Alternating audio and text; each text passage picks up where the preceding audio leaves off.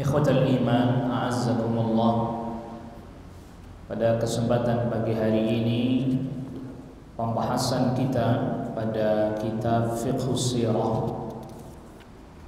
Dan sekarang kita masuk pada pembahasan tentang pemboikotan atau embargo yang dilakukan oleh orang-orang Quraisy terhadap keluarga Rasul sallallahu alaihi wasallam,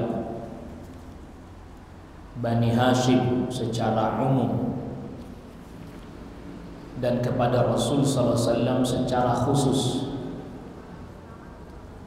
Jadi setelah masuk Islamnya Umar bin Khattab radhiyallahu an dan Hamzah bin Abdul Muttalib, eksistensi kaum muslimin makin terlihat. Eksistensi kaum muslimin makin nampak. Orang-orang Quraisy semakin mengkhawatirkan perkembangan Islam dan juga kaum muslimin. Maka oleh karena itu ada beberapa langkah yang dilakukan oleh orang-orang Quraisy. Di antaranya mereka bekerja sama dengan Bani Kinanah. Bekerja sama dengan Bani Kinanah untuk melakukan pemboikotan terhadap orang-orang Bani Hashim secara umum, yaitu keluarganya Rasul sallallahu alaihi wasallam, dan kepada Rasul sallallahu alaihi wasallam dan kaum muslimin secara khusus. Tentang kisah ini, sahabat Abu Hurairah radhiyallahu an meriwayatkan. Kata sahabat Abu Hurairah, qala an-nabi sallallahu alaihi wasallam min al-ghad yawm an-nahar. Nabi sallallahu alaihi wasallam mengatakan setelah hari nahar, yaitu hari tanggal 10 Dzulhijjah, wa huwa bi Mina. Nabi sallallahu alaihi wasallam sedang berada di Mina. Nabi sallallahu alaihi wasallam bercerita, nahnu naziluna ghadan bi khayfi Bani Kinanah. Besok kita singgah di Khayf Bani Kinanah. Khayf ini kayak semacam balai rum, tempat pertemuan dan berkumpulnya orang-orang Bani Kinanah. Haitsu taqasamu 'alal kufri, di mana mereka pernah bersepakat terkait dengan kekufuran. Nah, ini tempat Bani Kinanah, Khayf Bani Kinanah, disebut juga dengan Al-Muhassab. وذلك أن قريش وكنانة تحالفت على بني هاشم وبني عبد المطلب. Orang-orang Quraisy dan Bani Kinanah, mereka bersepakat melakukan perjanjian untuk memboikot Bani Hashim dan Bani Abdul Muttalib, atau bahkan Bani Muttalib. Ini perlu kita pahami ya. Jadi ini Rasul ceritanya, riwayatnya sahabat Abu Hurairah ini, yaitu ketika Rasul sallallahu alaihi wasallam menunaikan ibadah haji wada. Jadi ceritanya yang diriwayatkan oleh sahabat Abu Hurairah ini jauh setelah kejadian, yaitu ketika Rasul sallallahu alaihi wasallam haji wada, setelah hari nahar, setelah tanggal 10 Zulhijjah, lalu kemudian Rasul di Mina mabit. Rasul kasih tahu, besok kita singgah di tempat berkumpulnya, balai rumnya orang-orang Bani Kinanah, yang dulu mereka pernah membuat perjanjian pemboikotan bersama dengan orang-orang Quraisy. Yang diboikot satu, Bani Hashim, Bani Abdul Muttalib. Lalu kemudian yang ketiga, atau Banil Muttalib. Kalau Banil Muttalib itu berarti saudaranya Hashim, pamannya Abdul Muttalib, itu namanya Muttalib. Jadi yang diboikot bukan hanya sekedar Bani Hashim ke bawah, karena Hashim ini ayahnya Abdul Muttalib, tetapi juga Banil Muttalib. Banil Muttalib itu anak keturunannya Al-Muttalib. Ini Hashim, ini Al-Muttalib. Hashim punya anak Abdul Muttalib. Jadi yang ini ke bawah, yang ini ke bawah, diboikot semuanya. Al-Muttalib ini nanti ketemunya nasabnya Al-Imam Asy-Syafi'i rahimahullah ta'ala. Jadi Al-Imam Syafi'i itu ketemunya bukan di Hashim, tapi ketemunya di Al-Muttalib sih. Ahlul Bait, termasuk Ahlul Bait juga. Nah, di antara poin perjanjiannya tidak boleh saling menikah, melakukan akad nikah dengan orang Bani Hashim, Bani Muttalib, enggak. Tidak mau juga melakukan transaksi jual beli sampai mereka menyerahkan Nabi sallallahu alaihi wasallam. Nah, kisah ini yang dibawakan oleh sahabat Abu Hurairah ini diriwayatkan oleh Al-Imam Al-Bukhari dan Imam Muslim, yang para ulama katakan berarti hadis ini menjadi dalil bahwa kejadian pemboikotan itu memang terjadi. Rasul ceritakan kepada sahabat Abu Hurairah tatkala haji wada, itu sudah jauh terjadi. Adapun perinciannya, detail-detailnya, itu dibawakan oleh para ulama sirah.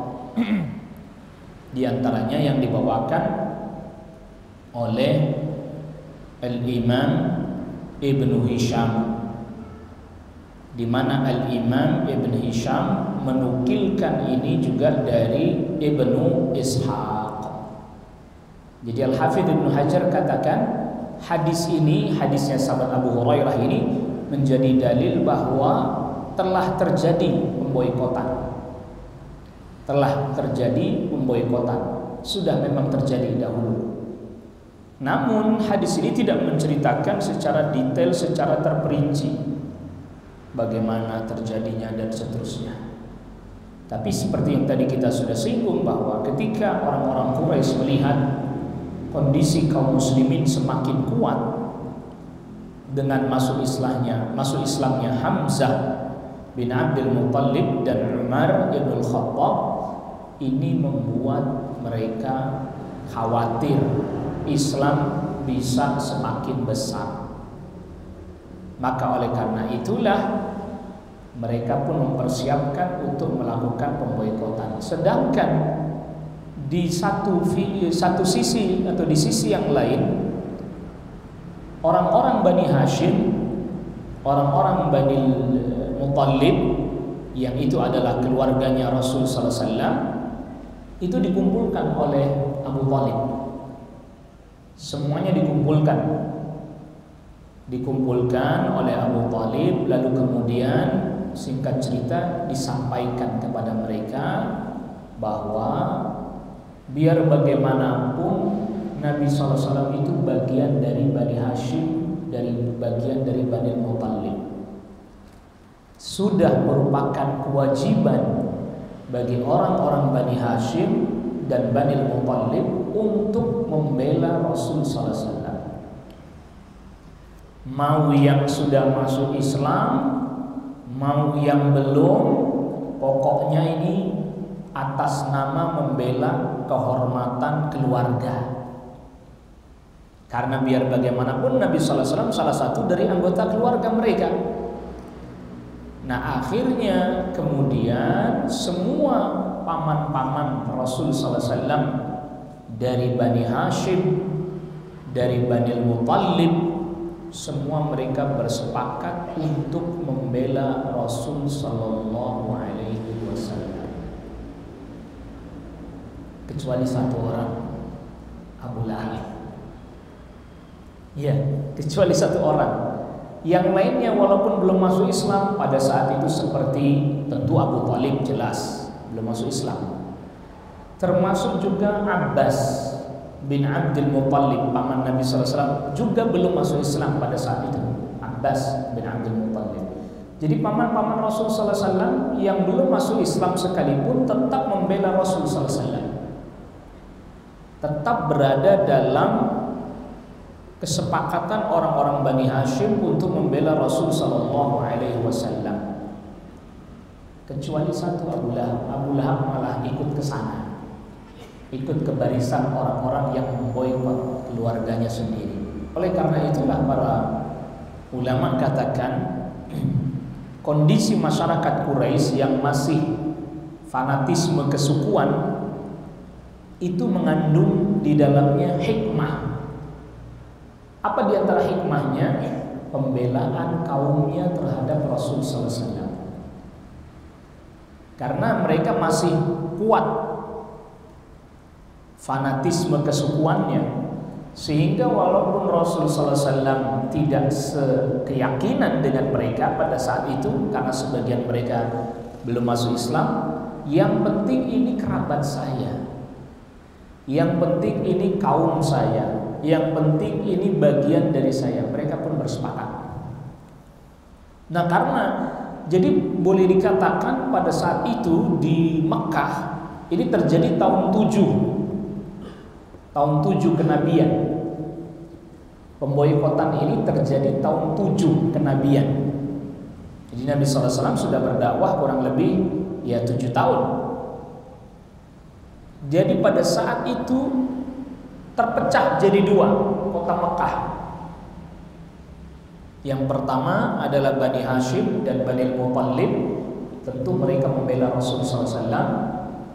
Lalu kemudian yang kedua, koalisi gabungan dari seluruh suku-suku Quraisy yang memboikot Bani Hashim. Namun sebenarnya terkait dengan masalah pemboikotan ini, itu nggak semuanya orang-orang Quraisy sepakat, orang-orang Quraisy setuju. Tetapi Abu Jahal memiliki peran yang sangat kuat untuk mempengaruhi orang pada saat itu, sehingga kemudian tokoh-tokoh Quraisy yang lain dari suku-suku yang lain ini dipengaruhi oleh Abu Jahal. Pokoknya tadi isinya, mereka tidak boleh menikah, nggak diajak bicara, tidak boleh ada transaksi jual beli, sampai mereka menyerahkan Rasulullah Sallallahu Alaihi Wasallam. Dan ini yang mempengaruhi dan sangat kuat sekali adalah Abu Jahal, Amr bin Hisham, yang akhirnya kemudian orang dari suku-suku Quraisy dengan orang dari suku Bani Kinanah bersepakat, ditulis poin-poinnya di papan, ditulis poin-poinnya di papan, lalu kemudian digantungkan di salah satu tembok Ka'bah.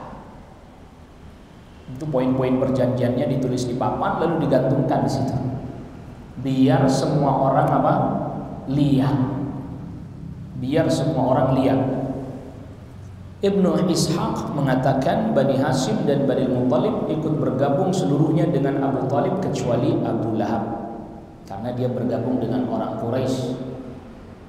Jadi boleh dibilang salah satu bentuk pengkhianatan Abu Lahab adalah menyelisihi keluarganya sendiri.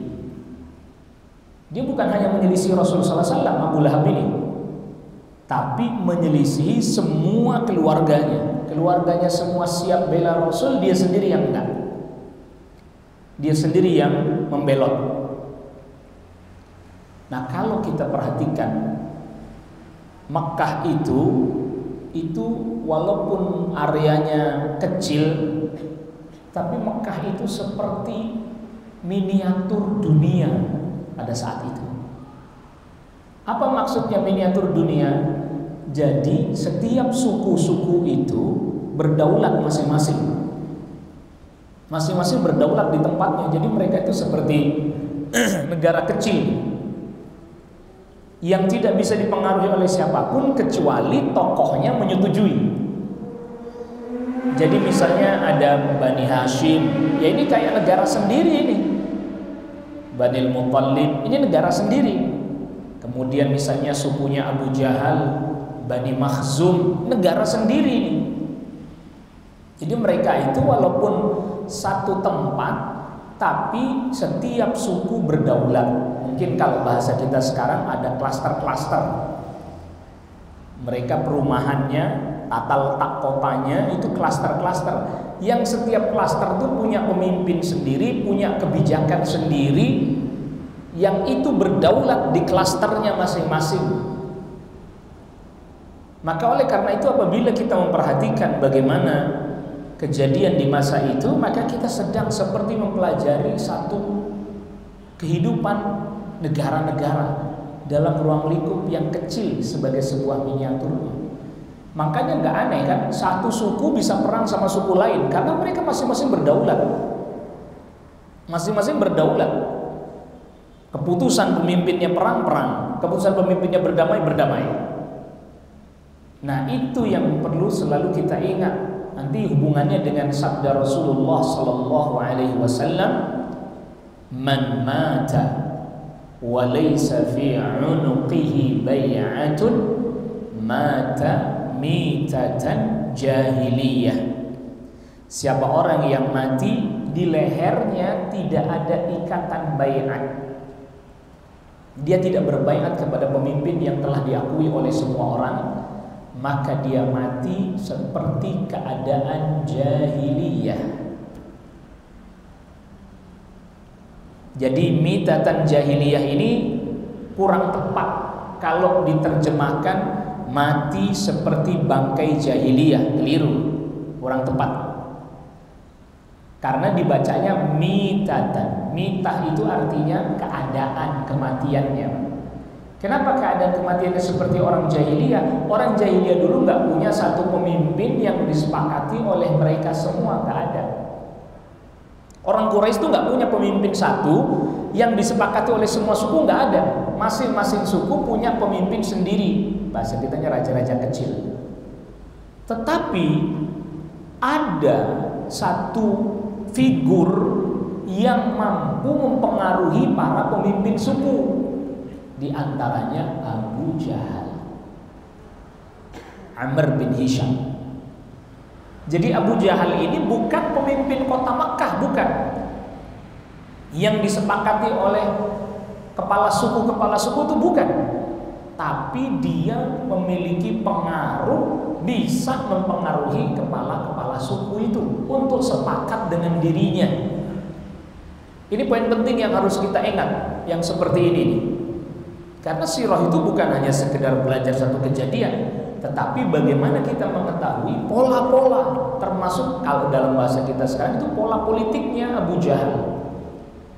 Bagaimana Abu Jahal mampu melakukan lobby-lobby sehingga para tokoh-tokoh ini setuju sama dia, baik setujunya sukarela ataupun setujunya terpaksa. Nanti berulang lagi ini pada kejadian perang Badar ini. Bagaimana perannya Abu Jahal dalam mempengaruhi orang sehingga terjadi perang Badar yang semestinya itu tidak perlu terjadi. Ya, semestinya nggak perlu terjadi, tapi karena perannya Abu Jahal. Nah, sama ketika ini perannya Abu Jahal, bagaimana embargo ini berhasil. Jadi Abu Thalib hanya 3 suku, katakan Bani Hashim, Bani Abdul Muttalib, dan Bani Al-Muttalib. Cuma 3 suku. Sisa suku-suku lain dipengaruhi oleh Abu Jahal untuk melakukan embargo total. Embargonya total. Sehingga pasokan logistik nggak masuk, nggak ada yang masuk. Jadi mereka ini ngumpul di Syi'ib. Di sini disebutnya Syi'ib. Syi'ib itu kayak semacam lembah gitu. Jadi Abu Thalib punya satu tempat. Nah, semua mereka yang disebut dengan Syi'ib Abu Thalib, semua mereka yang sepakat dengan Abu Thalib membela Rasul SAW, maka kemudian mereka semua berkumpul di situ bersama dengan keluarga mereka dibawa di tempat itu. Ya mungkin kalau kayak kita sekarang Syi'ib itu kayak semacam lembah, terus kemudian ada villa-villanya gitu. Mereka semua masuk ke situ, tentu bawa perbekalan yang ada yang bisa, tetapi kemudian mereka terisolasi, nggak bisa interaksi sama orang di luar. Termasuk pasokan makanan tidak ada, sampai akhirnya kemudian kelaparan. Anak-anak nangis, bayi-bayi juga. Karena ini terjadi selama kurang lebih 3 tahun. Embargo ini terjadi selama kurang lebih 3 tahun. Bukan waktu yang sebentar. Karena ini terjadi tahun 7 kenabian, nanti berakhir tahun 10. Baru berhenti mereka. 3 tahun terjadi hal ini. Kondisi ini berlangsung sampai sebagian kerabat yang ikut mengungsi itu berupaya untuk merusak papan pemboikotan. Jadi papan pemboikotannya kan ditaruh di dinding Ka'bah. Nah, akhirnya ada tokoh-tokoh dari kalangan Quraisy yang merasa ini nggak boleh dibiarkan, di kezaliman ini berlangsung terus. Di antaranya ada Hisham bin Amr ibn al-Harith, ada lagi Al-Mut'im bin Adi, ada Zuhair bin Umayyah, ada Abul Bukhturi bin Hisham, lalu kemudian ada Zam'ah ibnul Aswad. Ini tokoh-tokoh Quraisy ini mereka merasa nggak boleh ini kezaliman ini dibiarkan terus-menerus seperti ini. Nah, selama masa pemboikotan itu, di sini tidak disebutkan, tapi di Rahiqul Makhtum disebutkan. Di antara peran besar masa pemboikotan itu perannya istri Rasul SAW, Khadijah radhiyallahu anha. Kenapa? Karena Khadijah radhiyallahu anha tetap melakukan komunikasi secara sembunyi-sembunyi dengan beberapa orang di luar untuk bisa mensuplai makanan secara diam-diam masuk ke dalam Syi'ib Abi Thalib, dalam perkampungannya Abu Thalib.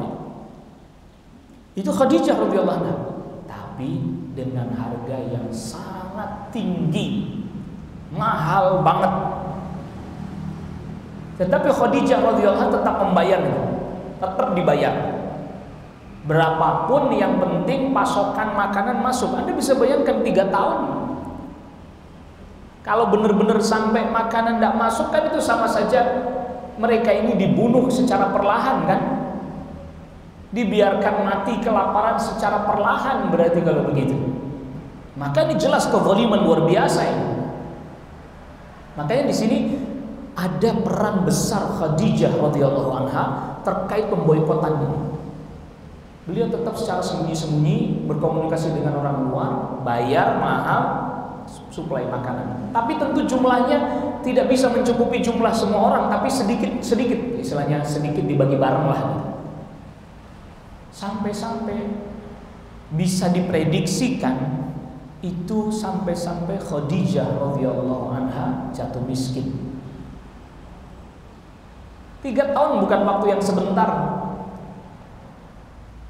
Jadi nanti ketika tahun 10 paman Rasul Abu Thalib wafat, Khadijah radhiyallahu anha wafat, itu bisa dikatakan Khadijah radhiyallahu anha wafat dalam keadaan miskin.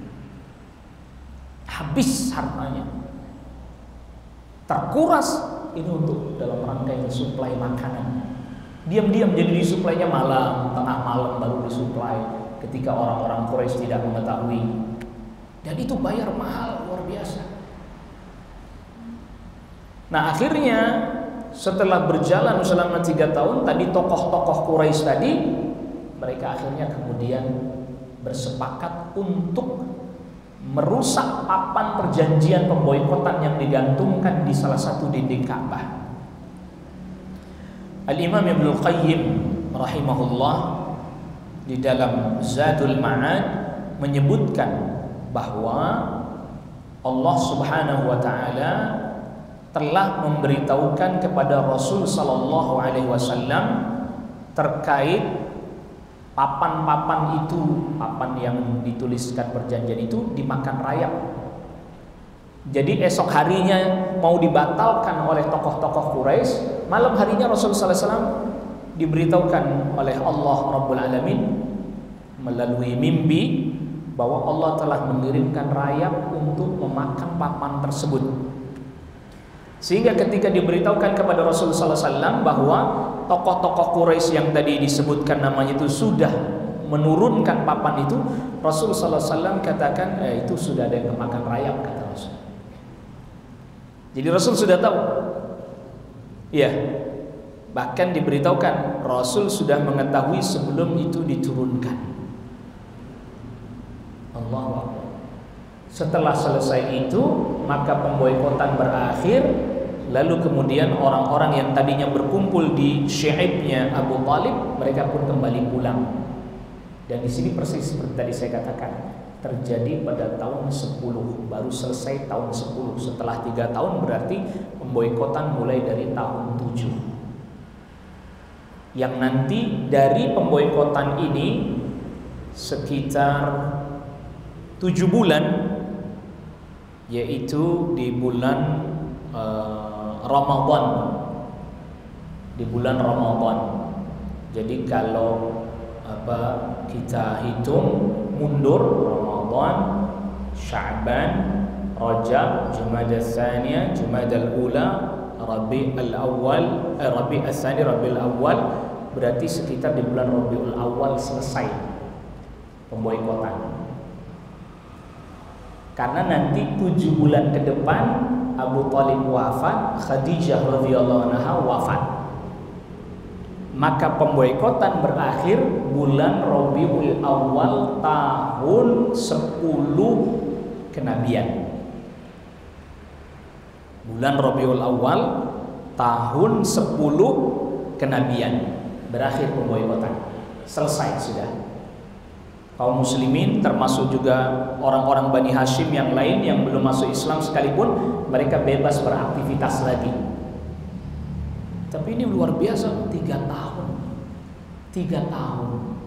Jadi dari dulu sudah ada ya model embargo itu sudah ada dari dulu. Ini buktinya nih. Jadi embargo antar negara, dan makanya kita sudah katakan bahwa setiap suku itu seperti negara-negara kecil. Jadi ini berapa suku berkoalisi, berapa negara berkoalisi untuk mengembargo 3 negara atau 3 suku. 3 tahun. 3 tahun, dan lebih sulit karena mereka ruangnya dipersempit, tempatnya sempit. Mungkin kalau kayak satu negara yang diembargo, dia kan bisa misalnya produksi makanan sendiri dan seterusnya. Kalau ini enggak.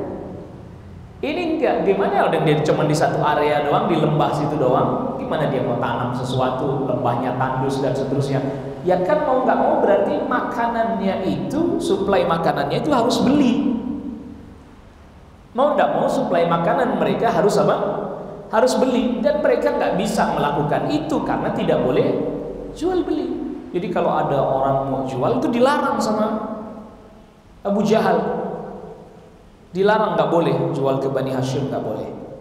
Diborong semuanya sama mereka orang Quraisy, habis, sehingga tidak ada yang bisa menjual kepada orang Bani Hashim. Dan tadi kita sudah katakan Khadijah radhiyallahu anha yang mengeluarkan harta banyak diam-diam mensuplai makanan. Itu dijelaskan oleh Syekh Safi Rahman Al-Mubarakfuri di dalam Ar-Rahiqul Makhtum. Nah, di antara pelajaran yang bisa kita ambil, yang bisa kita petik dari kejadian sirah ini, ya di halaman 205 bagi yang bawa kitab terjemah. Yang pertama, peristiwa ini mengungkapkan betapa besarnya permusuhan dan kebenciannya orang-orang Quraisy kepada Rasul sallallahu alaihi wasallam beserta para sahabat. Termasuk juga mereka menganiaya tanpa hitung-hitung. Artinya bukan hanya kepada yang muslim saja, tapi setiap yang membantu Nabi, mau dia bukan muslim, mau dia anak-anak, mau dia orang dewasa, mau dia laki-laki, perempuan, semuanya kena semuanya. Ya, semuanya kena. Jadi ini menunjukkan betapa zalimnya. Betapa zalimnya. Dan Islam tentu tidak seperti ini. Islam agama penuh kasih sayang. Bahkan termasuk pada orang yang memerangi Islam sekalipun. Kalau sudah selesai peperangan, maka tidak ada lagi yang boleh. Bahkan anak-anak perempuan dalam peperangan tidak boleh apa? Nggak boleh dibunuh. Nggak boleh dibunuh. Makanya ini di poin yang kedua ini. Nggak boleh, Islam melarang kita berbuat perbuatan yang seperti ini. Tidak boleh membunuh anak-anak termasuk. Makanya ketika dalam satu peperangan ada wanita yang terbunuh, anak-anak yang dibunuh, maka Rasulullah SAW melarang, mengingkari dengan keras sekali. Termasuk juga tidak boleh membunuh orang yang sudah lanjut usia, sudah tua. Termasuk juga tidak boleh membunuh rahib ahli ibadah yang sedang beribadah di tempat ibadahnya. Ya. Jadi kaum muslimin ada aturannya, sampai perang aja. Makanya ketika kaum muslimin masuk ke negeri Persia, kaum muslimin masuk ke Persia, negeri Persia, itu ada satu tempat ibadah. Ada satu tempat ibadah. Di dalam tempat ibadah itu ada rahib, ada anak-anak, gak ada yang dibunuh. Selamat semuanya mereka. Pokoknya mereka yang menyelamatkan diri dengan cara masuk ke tempat ibadah tidak gak dibunuh. Tapi berbeda dengan selain kaum muslimin. Mereka tidak ada pernah memperhatikan hal-hal yang seperti itu. Maka Allah Subhanahu wa taala firmankan, "Kaifa wa yadhharu 'alaikum la yarqubu fikum illa wala dhimmah yurdunakum bi afwahihim wa ta'ba qulubuhum wa aktsaruhum fasiqun." Orang-orang musyrik itu bagaimana bisa ada perjanjian dari sisi Allah dan Rasulnya dengan orang musyrik, padahal kalau mereka memperoleh kemenangan terhadap kaum muslimin, mereka tidak akan memelihara hubungan kekerabatan dengan kalian, tidak pula menjaga perjanjian. Mereka berusaha menyenangkan hati dengan mulutnya, sedangkan hati mereka menolak, menyenangkan hati Rasul dengan mulut tapi menolak. Hati mereka menolak. Dan kebanyakan mereka adalah orang-orang yang fasik, tidak menepati perjanjian. Jadi begini maksudnya. Ini pelajaran penting berharga buat kita. Kita seringkali dikatakan begini, bahwa Islam itu agama yang keras segala macam seterusnya. Faktanya sejarah mencatat orang kafirlah, orang musyriklah yang berbuat sangat zalim terhadap kaum muslimin, bahkan yang bukan Islam tapi mendukung Islam. Contohnya ini kejadiannya. Dan ini harus kita pahami. Ini karakter tabiat orang kafir. Secara umum loh ya, bukan person-person perorangan, bukan. Secara umum tabiatnya orang kafir begitu. Kalau mereka berkuasa, mereka menang, dia tidak akan memperhatikan norma-norma dan batasan. dia pun akan melanggar perjanjian. Ini Allah Rabbul Alamin yang beritahukan kepada kita ini, yang maha mengetahui tentang makhluknya dan karakter tabiat-tabiatnya. Kaum muslimin perang aja nggak boleh bunuh anak-anak, perempuan dan seterusnya. Nanti lihat di perang Uhud, tidak boleh mutilasi, Rasul melarang itu.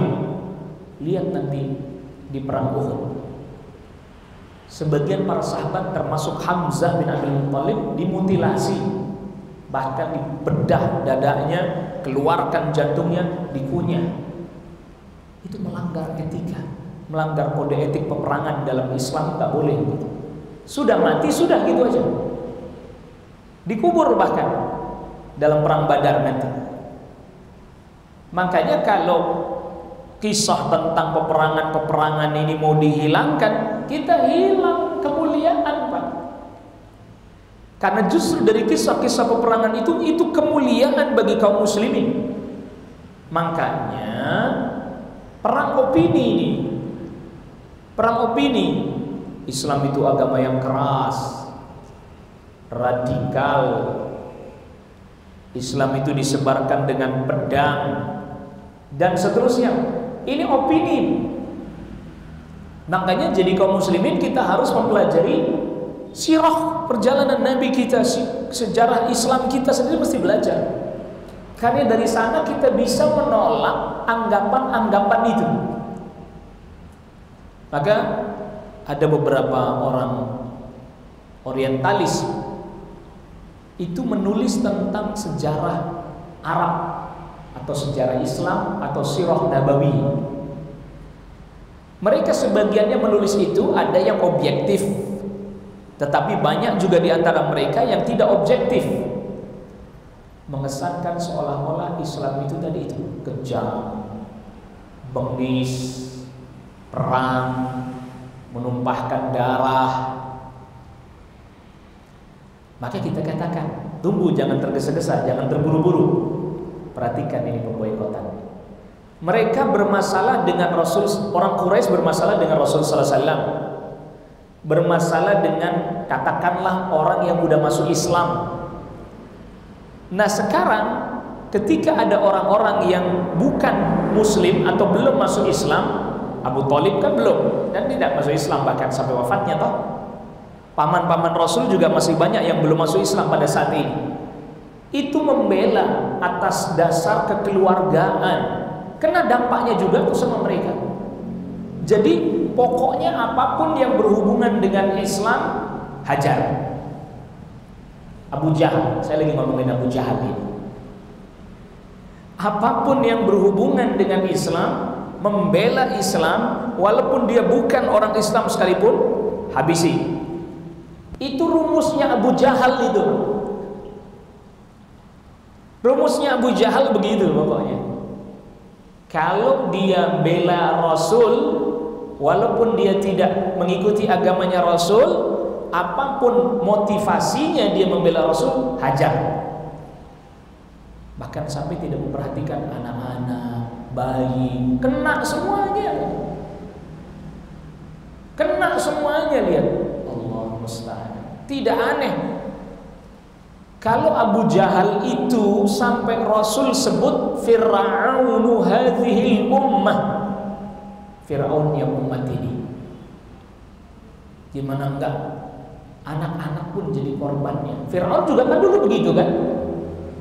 Karena khawatir kekuasaannya diruntuhkan, karena gara-gara mimpi ada anak laki-laki yang nanti akan meruntuhkan kekuasaannya, akhirnya Fir'aun mengeluarkan keputusan kalau ada bayi laki-laki dari orang Bani Israel lahir, bunuh. Tak peduli dia. Anak-anak, apa salahnya dia? Apa perannya dia? Coba bayangkan. Segitu teganya Abu Jahal. Anak-anak apa perannya dalam masalah ini? Kan gak ada mereka karena anak-anak ikut orang tua, namanya anak-anak. Kena bayi, bahkan pak bayi. Allah musta'an. Nasallallahu alaihi. Jauh dibandingkan dengan adab dan etika Islam. Jauh. Bahkan tadi kita sudah singgung, sampai dalam urusan peperangan aja ada etikanya, ada adabnya di dalam Islam. Perang, peperangan, apalagi tidak perang kan gitu. Makanya salah satu upaya untuk tasywi al-Islam, upaya untuk menyudutkan Islam, itu tadi dibentuk opini seolah-olah Islam itu keras, seolah-olah Islam itu membunuh, meledakkan. Ini yang disebut dengan istilah Islamophobia. Disebarkan di tengah manusia agar supaya manusia takut, antipati terhadap Islam. Gitu. Ini disebarkan oleh orang-orang kafir. Padahal kalau kita lihat faktanya berbalik. Berbalik ini. Makanya ini fakta-fakta sejarah yang seperti ini kita benar-benar harus pelajari, fahami, mengerti biar nggak terpengaruh. Karena sampai ada sebagian orang Islam pun terpengaruh.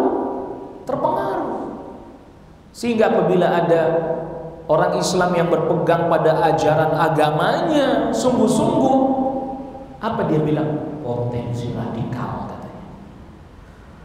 Bibit-bibit radikalisme. Aneh. Sampai orang rajin sholat jamaah jangan-jangan dituduh radikal ini. Rajin sholat jamaah kok disebut bibit radikalisme, dari mana coba itu ketemunya? Allah musta'an. Nasallallahu alaihi wasallam. Nah, kita jangan sampai ke bawah nih dengan pola yang seperti ini. Di antara solusinya kalau orang bertanya, terus apa solusinya? Udah kita nggak usah bantah-bantahin, capek gitu. Apa itu? Jelaskan sirah perjalanan kehidupan Rasul SAW. Yang ada catatan sejarah mencatat justru orang musyrik Quraisy yang radikal. Sampai-sampai sebagian tokoh mereka sendiri merasa iba. Yang tadi kita sebutin kan, itu kan tokoh-tokoh Quraisy sendiri. Ada Abul Bukhturi dan seterusnya, ada Mut'im bin Adi. Itu tokoh-tokoh mereka sendiri sampai ini nggak bener nih, zalim nih. Padahal kan sesama orang kafir, sesama orang musyrik itu. Jadi masih ada sebagian mereka yang diberikan, bahasa kita sekarang, hati nurani lah. Wah ini gak bener nih, gak boleh begini nih. Yang ingin mereka target satu orang, yaitu hanya Rasulullah SAW, yang jadi korban segitu banyaknya. Itu kan berarti dia pakai rumus, apa namanya, mau dapat satu tikus bakar lumbung padi itu Pak. Itu pakai rumus itu berarti ingin menangkap seekor tikus tapi membakar seluruh lumbung padi. Tikusnya belum tentu dapat, lumbung padi mesti hancur, kebakar itu. Iya. Nah itu. Jadi kalau kita mau breakdown ini banyak nih yang seperti ini, polarisasinya begini. Sama itu tadi. Katakanlah ingin membasmi atau ingin menghilangkan terorisme dalam tanda kutip misalnya. Tapi caranya dengan melempar istilah semua yang berbau Islam dilabelin radikalisme. Nah itu rumus itu namanya tuh. Nangkap satu ekor tikus, bakar lumbung padi. Akhirnya semua kaum muslimin seolah-olah tertuduh dalam tanda kutip sebagai teroris. Metode begitu tuh. Ini metode nggak fair ini. Metode nggak fair, dan ini metode zalim, ini metode nggak fair. Iya. Dan pastinya kalau zulubbin, orang yang punya hati nurani, orang yang punya akal sehat, dia tidak akan menempuh jalan ini kecuali hanya untuk memenuhi tadi syahwatnya semata. Jadi Abu Jahal itu rekrut, pengaruhi orang agar ngikutin syahwatnya dia sendiri. Yang jadi sasaran utamanya pokoknya Rasul SAW. Tapi dia lakukan segala cara. mau anak-anak, mau siapapun, pokoknya kalau itu ada di pihaknya Rasulullah SAW, kena semuanya. Alhamdulillah. Assalamualaikum warahmatullahi wabarakatuh. Kezaliman luar biasa. Nah, lalu kemudian selanjutnya, faedah yang selanjutnya, yang ketiga, dari peristiwa yang dilalui oleh Rasulullah SAW, yang termasuk pemboikotan ini, nampak bahwa Rasul SAW itu bukan hanya menjadi contoh buat umat ini dalam keadaan lapang saja, tetapi dalam keadaan sempit sekalipun Rasul itu jadi contoh. Penting ini. Ya, artinya begini, kehidupan kita, terlebih lagi kehidupan kita dalam menjalankan agama kita ini, agama Islam ini, tentunya kan gak selalu dalam keadaan lapang ya Pak ya. Tidak selalu dalam keadaan yang tenang, tentram, tapi juga pasti akan mengalami kondisi-kondisi yang sulit, kondisi-kondisi yang berat, yang itu dialami juga oleh Rasulullah SAW dan para sahabat radhiyallahu anhum ajma'in. Nah, kita jadi ambil pelajaran dalam kondisi sulit, apa yang mesti kita lakukan? Dalam kondisi terhimpit, apa yang mesti harus kita kerjakan? Bagaimana sikap kita? Bagaimana perilaku kita? Perhatikan, ketika Rasulullah SAW dalam kondisi sempit, kondisi sulit, termasuk ini pemboikotan dan seterusnya, kendati pun Rasulullah SAW didukung oleh 3 sukunya, para sahabat juga mendukung, Rasul tetap tidak sembrono meneriakkan perang. Enggak sembrono Rasul. Mungkin kalau dalam bahasa kita atau dalam benak dan prediksi kita, ini Rasul pendukungnya kan mulai besar, ditambah tadi keluarganya yang belum masuk Islam pun mendukungnya. Mestinya Rasul punya peluang dong untuk meneriakkan perang. Udah kita perang aja, kita lawan aja. Tapi tidak. Betul-betul Rasul SAW memperhitungkan maslahat, madarat. Ini mana yang lebih besar nih? Maslahatnya apa madaratnya? Betul-betul Rasul SAW pertimbangkan itu. Jadi contoh buat kita juga. Sambil Rasul SAW terus bermunajat memohon kepada Allah Subhanahu wa Ta'ala. Mungkin kalau bahasanya orang kita zaman sekarang ini, masa doa doang katanya, masa sabar terus, mau sampai kapan begitu begini, mau sampai kapan kita ditindas begini, mau sampai kapan hanya bahwa kemenangan itu dijanjikan oleh Allah Subhanahu wa Ta'ala, ada syarat harus disertai dengan kesabaran. Wa'lam anna an-nasra ma'as sabr. Ketahuilah sesungguhnya pertolongan dari Allah, kemenangan disertai dengan kesabaran. Kalau kita hitung-hitung, Rasulullah SAW menang itu nanti baru pada perang Badar. Perang Badar itu tahun 2 Hijriah. Rasul SAW dakwah di Mekah 13 tahun. 13 tambah 2, 15. Itu berarti Rasul baru diberi kemenangan oleh Allah Rabbul Alamin setelah 15 tahun. Waktu yang tidak sebentar. Kita kadang baru 3-4 tahun udah kagak sabar, pengennya udah langsung aja berhasil, sukses. Itu baru di perang Badar, belum kita sampai Fathu Makkah loh. Karena pada dasarnya kemenangannya Rasul SAW yang hakiki, yang sebenarnya adalah pada Fathu Makkah, dibersihkan kota Makkah dari peribadatan kepada selain Allah. Itu tahun 8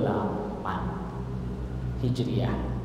13 tambah 8. Yang 2 tadi kan masuk sudah. 13 tambah 8, 21 tahun.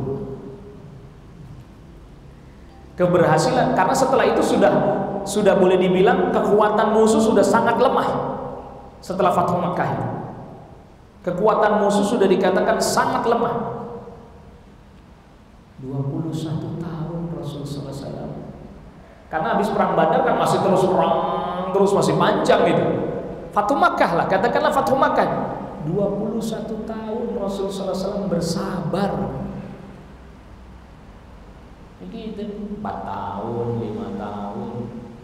Oh, udah di mana nih? Dakwah ditolak di mana-mana nih. Ya biar, enggak apa-apa, sabar. Allah yang akan menangkan. Lagi pula juga kita kan tidak sampai pada fase peperangan toh. Maksudnya perang fisik gitu. Dan kita tidak berharap juga itu terjadi. Iya. Kita tidak sampai pada fase perang fisik, adu senjata dan seterusnya. Bahkan kalau perlu ya hindari sebisa mungkin. Hindari sebisa mungkin. Maka tadi kita katakan perang Badar itu sebenarnya nggak ada niat perang itu. Cuman Abu Jahal terus maju aja, udah terlanjur bawa pasukan besar dia. Merasa jumawa itu orang sekarang bilang. Karena orang jumlahnya banyak, Abu Jahal merasa jumawa pasti menang. Nggak taunya malah kalah. Ya Allah Rabbul Alamin Maha Kuasa membalikkan keadaan. Jadi pelajaran buat kita juga ketika Rasul di masa sulit, bagaimana Rasul bersabar, tetap mengatur strategi. Dakwah strategi. Perang juga apa? Sama strategi juga. Jangan asal-asal aja. Wah, kita lawan aja Ustaz. Sabar. Sabar terus sampai kapan ini Pak Ustaz katanya. Sabar. Lalu kemudian selanjutnya yang keempat, dari kejadian munculnya tokoh-tokoh Quraisy yang mengecam akan pemboikotan dan menuntut agar papan perjanjian tersebut diturunkan serta pemboikotan tidak boleh dilanjutkan, ini menunjukkan bahwa kebatilan pasti akan terungkap. Kendati pun harus menunggu waktu yang cukup lama. Sebab Allah pasti akan membuktikan kebenaran adalah benar dan kebatilan adalah batil. Allah akan tampakkan itu. Tapi memang kita mesti bersabar tadi. Wa qul ja'al haqqu wa zahaqal batil innal batila kana zahuqa. Katakanlah bahwa kebenaran datang, kebatilan pasti akan sirna. Karena sesungguhnya kebatilan memang mesti sirna. Ya Rasul, para sahabat bersabar menghadapi ini. Ternyata yang menolak itu adalah sesama mereka sendiri. Sama-sama orang Quraisy sendiri, sama-sama tokoh-tokoh Quraisy sendiri. Lihat. Jadi bukan lagi datang itu, kalau dari Rasul jelas Rasul pengennya selesai, segera selesai. Tapi kan mereka nggak mau kalau Rasul yang minta, atau orang dari Bani Hashim yang minta, mereka nggak mau.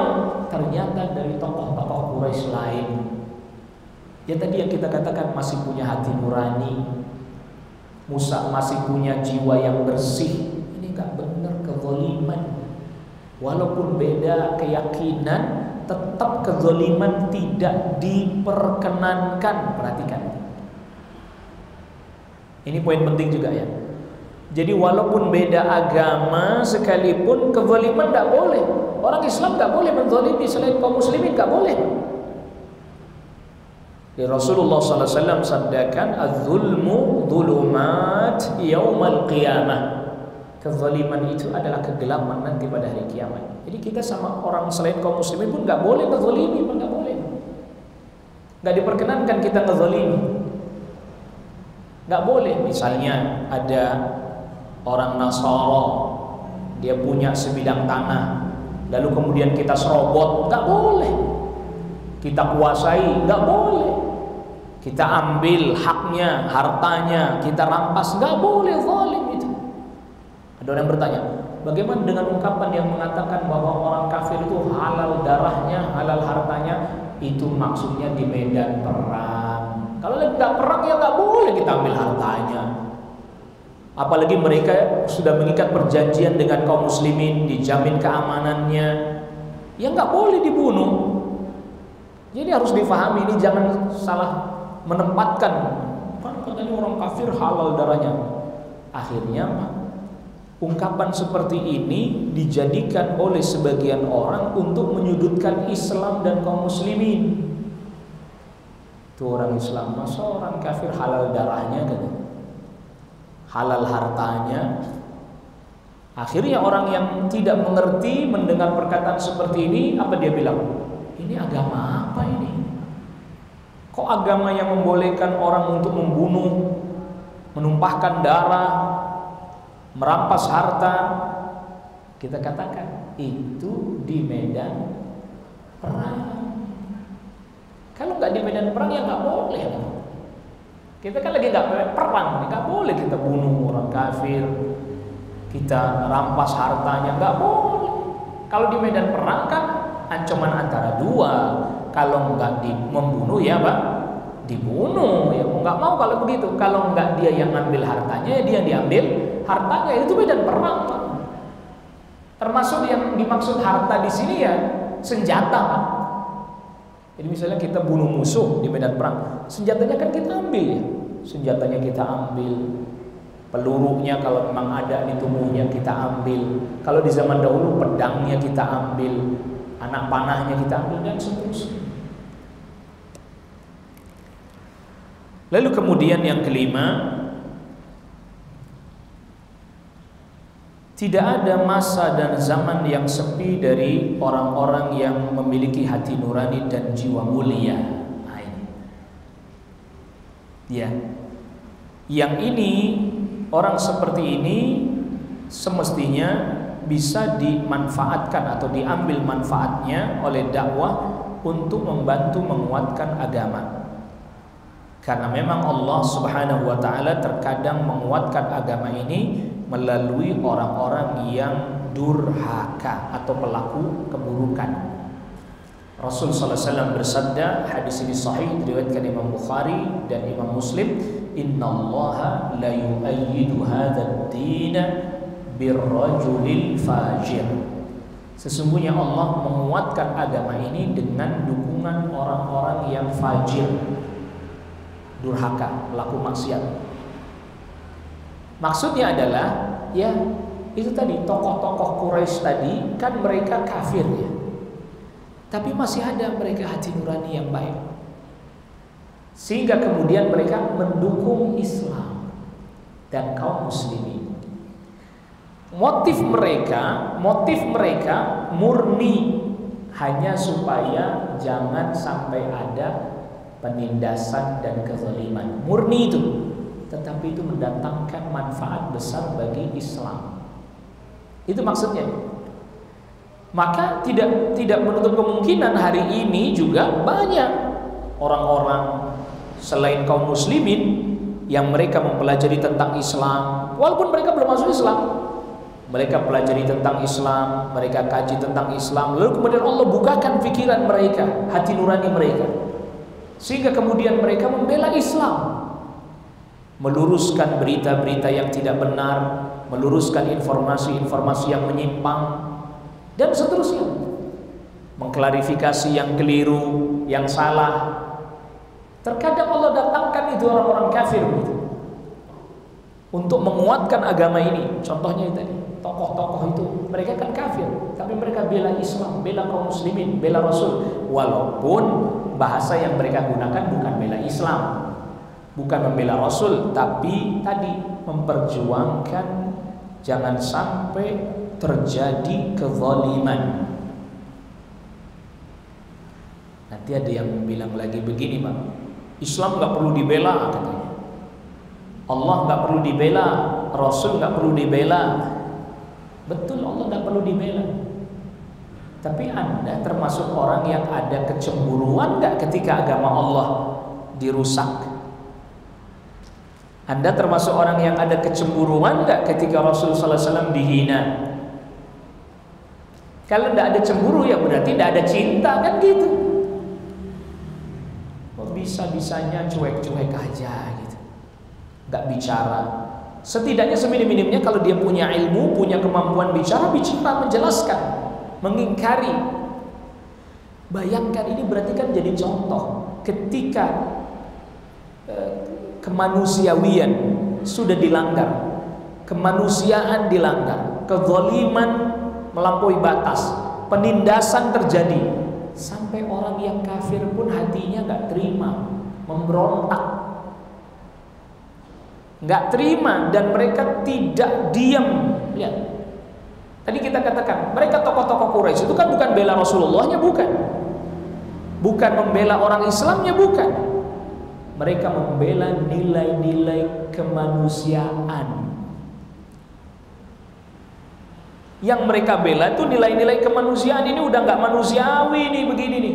Masa anak-anak jadi korban juga, bayi jadi korban juga, orang tua jadi korban juga, wanita jadi korban juga dengan embargo ini. Yang mereka bela kemanusiaan. Makanya untuk jadi manusia aja belum tentu bisa kita ini, jangan-jangan. Belum bicara jadi orang yang memiliki agama dan keyakinan yang benar. Jadi manusia, kan mereka manusia yang pasti punya sifat manusiawi. Gak terima ini, gak boleh ini, orang kok zalim kayak begini, gak boleh. Sampai akhirnya kemudian mereka menuntut agar itu dibatalkan. Dan betul dibatalkan, mereka turunkan. Yang keenam, dari peristiwa pemboikotan yang dilakukan oleh orang-orang kafir terhadap kaum muslimin, nampak bagi kita salah satu bentuk peperangan yang dilancarkan oleh orang Quraisy kepada Rasul sallallahu alaihi wasallam adalah perang ekonomi. Perang apa? Perang ekonomi. Pada saat itu mereka belum memerangi dengan senjata, tapi mereka sudah memerangi kaum muslimin dengan ekonomi, embargo keluarga Rasul, para sahabat, seperti tidak ada transaksi jual beli dan seterusnya. Maka ini harus dipahami oleh kaum muslimin bahwa hari ini peperangan kita diantaranya dengan orang-orang musyrikin, kafirin, perang ekonomi. Apa diantaranya, Pak? Ribawi di mana-mana. Kan gitu. Itu diantaranya, Pak. Riba. Sampai mereka buat pusat riba dunia. Yang kita usah sebutin, kita tahu dah. Peraturan harus dari sana semua. Peraturan-peraturan perbankan diatur sama dia. Bank dunia itu ngatur peraturan bank seluruh dunia. Diantaranya ya riba. Nauzubillah. Perang ekonomi. Makanya mungkin sebagian kita dulu di tahun-tahun 90-an itu susah dengar yang namanya ada bank syariah, itu susah dulu. Mungkin bahkan nggak ada mungkin. Ya ada yang paling lama satu doang. Saya nggak mau nyebutin mereknya karena saya bukan brand ambasadornya, bukan. Susah. Makanya sempat dahulu itu ada pembahasan di kalangan para ulama termasuk di MUI dan seterusnya. Bagaimana nih kita haji tapi nyetornya uangnya ke bank apa? Konvensional dulu. Berangkat haji tapi uangnya nyetornya ke bank konvensional, bagaimana? Ya. Akhirnya fatwanya ya karena nggak ada bank syariahnya ya terpaksa, itu namanya. Terpaksa. Akhirnya kemudian ya udah daftar haji pun lewat bank apa? Konvensional. Nah, alhamdulillah sebenarnya ini nggak bisa dihilangkan juga. Tidak bisa kita pungkiri, tidak bisa dihilangkan juga. Salah satu peran besarnya Kiai Ma'ruf Amin adalah dalam masalah pembentukan Dewan Syariah Nasional. Ini nggak bisa dihilangkan, biar bagaimanapun nggak bisa dihilangkan. Karena waktu itu, waktu masih masa-masa awal, termasuk kalau yang ini akhirnya saya sebut juga, ada satu bank yang tadinya dia hanya konven saja. Itu saya termasuk yang ikut seminarnya waktu itu. Kiai Ma'ruf ikut hadir sebagai pembicaranya. BNI waktu itu. Dia belum ada syariahnya, belum ada pada saat itu. Sampai akhirnya kemudian muncul di syariahnya dan seterusnya. Tentu banyak kekurangan. Iya, betul Pak. Betul. Tapi setidaknya minim. Nah, gitu loh. Minim madorotnya lah gitu. Jadi kalau kita belum bisa menghilangkan madorot, ya kita minimalisir kan. Itu konsep fikih begitu tuh Pak. Apabila ada madorot besar, lalu ada madorot kecil, yang dipilih yang mana? Yang kecil. Jadi ini sempat ramai sampai bahkan ada beberapa praktisi perbankan syariah sempat saya juga ketemu di kantor, ngobrol. Ini bagaimana nih Pak Ustadz, kita ini dikatakan belum sepenuhnya syariah dan seterusnya. Lalu saya bilang, kalau dibilang belum sepenuhnya, ya betul. Saya bilang iya betul. Tapi kemudian dengan begitu kita tidak berusaha mendukung, ini juga jadi masalah. Kenapa? Yang udah ada juga kita dukung, gimana kita mau memperbaikinya? Yang ada didukung dan diperbaiki setahap demi setahap, sedikit demi sedikit. Dan itu butuh waktu lama. Memperbaiki satu sistem, ini kan ibaratnya tadinya hanya konvensional, dia cuma jadi kayak membelah gitu dong. Lalu kemudian lama-kelamaan syariah ini mulai berusaha berdiri sendiri.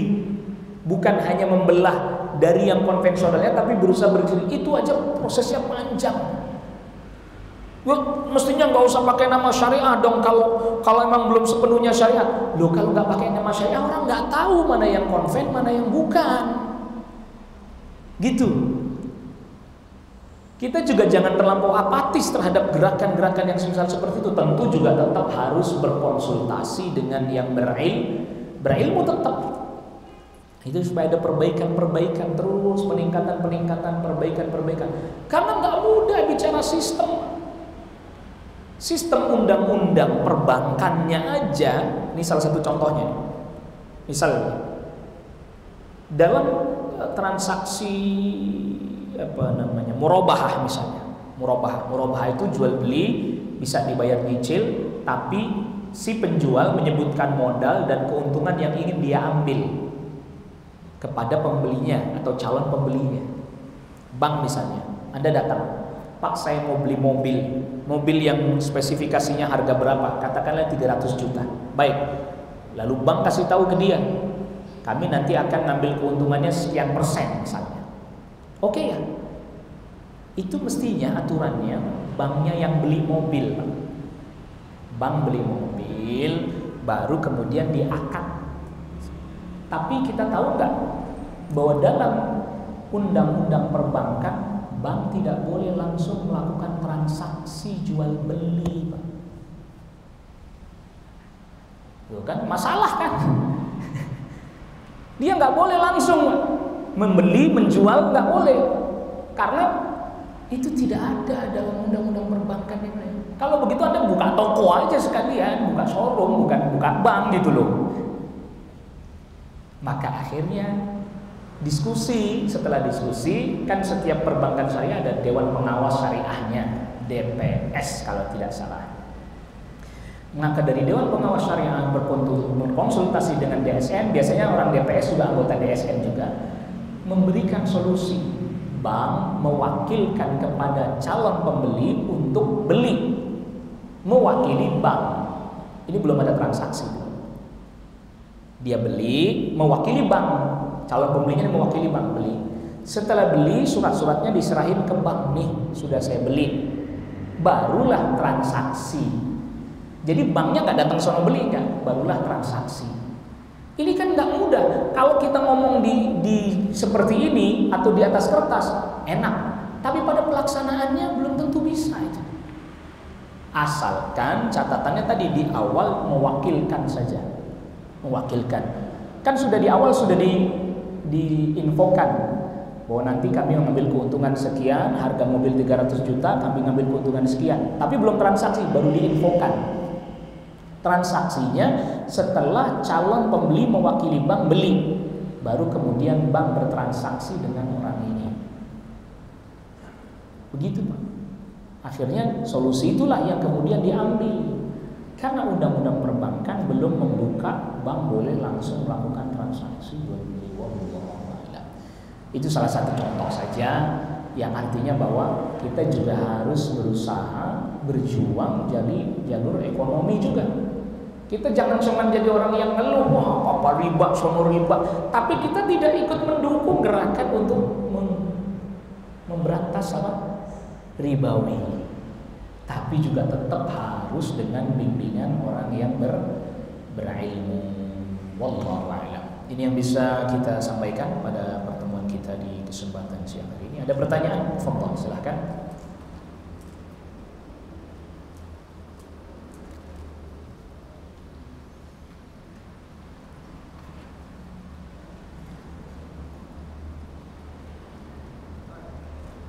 Ya, fadhal Pak, silakan.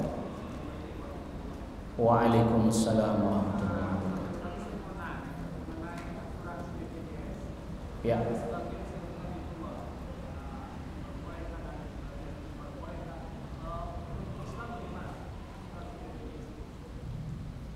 Ya. Pada dasarnya awal mulanya ini ya. Awal mulanya prinsip BPJS itu prinsip dasarnya adalah membantu satu orang bantu yang lain. Gimana maksudnya? Begini, misalnya yang berbayar ya, yang berbayar. Saya misalnya, saya sedang tidak dalam keadaan sakit, lalu kemudian kan saya bayar. Setelah saya bayar itu, lalu kemudian misalnya ada teman saya yang sakit, uang yang saya bayarkan atau yang orang-orang bayarkan itu digunakan untuk membantu yang sakit itu. Sebaliknya juga sama, kalau saya lagi sakit, uang yang orang-orang bayarkan itu dibantukan buat saya. Bukan dengan sistem kita bayar sedikit dapat gede, enggak. Prinsipnya demikian. Itu yang saya ketahui. Nah, kalau prinsipnya begitu kan boleh toh. Halal. Boleh halal. Gitu ya, Pak. Nah, adapun kemudian ada perubahan, itu yang saya belum tahu tuh perubahan-perubahannya. Tapi awal mulanya prinsip BPJS seperti itu. Wallahu a'lam.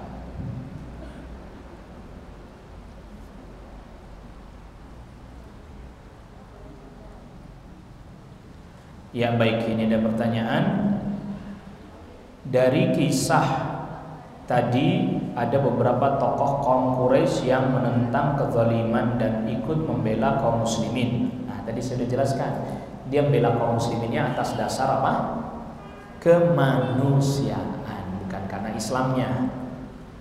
Begitu ya, agar kita paham itu. Lalu kemudian bagaimana dengan surat Al-Baqarah ayat 120 yang dimana Yahudi dan Nasara tidak pernah ridha dengan Islam dan selalu memerangi kaum muslimin. Nah, nampaknya ada yang perlu kita klarifikasi. Yang lagi kita bahas tadi orang Quraisy musyrik yang bukan ahlul kitab. Jelas ya. Jadi periode Mekah itu kaum muslimin hanya berhadapan dengan orang musyrik Quraisy. Hanya itu saja. Jadi ini belum berbicara kaum muslimin dengan Yahudi Nasara, belum. Nanti itu periode Madinah. Treatmentnya beda memang. Cara menghadapinya apa? Berbeda, treatmentnya beda memang. Kalau ditanya kenapa Yahudi dan Nasara tidak akan pernah ridha, jawabannya nanti ayat Al-Quran sudah dijelaskan. Hasad. Sebabnya apa? Hasad. Karena mereka berharap nabi yang terakhir dari kalangan Bani Israel. Ternyata bukan dari Bani Israel, malah datang dari orang Arab. Makanya mereka nggak pernah ridho. Berbeda kasusnya tadi dengan musyrik Quraisy. Tapi juga ada sebagian orang Yahudi dan orang Nasara yang membela Islam atas dasar kemanusiaan. Ada. Tapi kebanyakannya enggak. Jadi kalau sudah bicara kebanyakan, ya yang dipakai hukumnya ya kebanyakan, bukan individu perorangan bukan. Nah, ini yang harus yang harus kita mengerti ya, yang harus kita pahami, bahwa namanya bicara aturan syariat, kalau Yahudi Nasara hampir semuanya nggak akan ribut, tapi 1-2 ada. Ini namanya kan keluar dari kebiasaan ya. Dan yang lagi kita bahas ini, jadi kita harus fokus satu persatu. Misalnya tadi di Mekah ini yang dihadapi oleh Rasul siapa? Yang dihadapi oleh kaum muslimin siapa? Nanti di Madinah yang dihadapi lain lagi. Problemnya juga ya nggak sama. Problemnya tidak sama satu dengan lain. Nah, wallahu a'lam. Baik, masih ada lagi pertanyaan? Fadhal, silahkan. Ya, baik. Kalau sudah tidak ada, kita cukupkan ya kajian kita kali ini. Wassallallahu ala nabiyina Muhammadin wa alihi washabbihi wa sallama tasliman katsira. Subhanakallahumma bihamdika asyhadu an la ilaha illa anta astaghfiruka wa atubu ilaik. Assalamualaikum warahmatullahi wabarakatuh.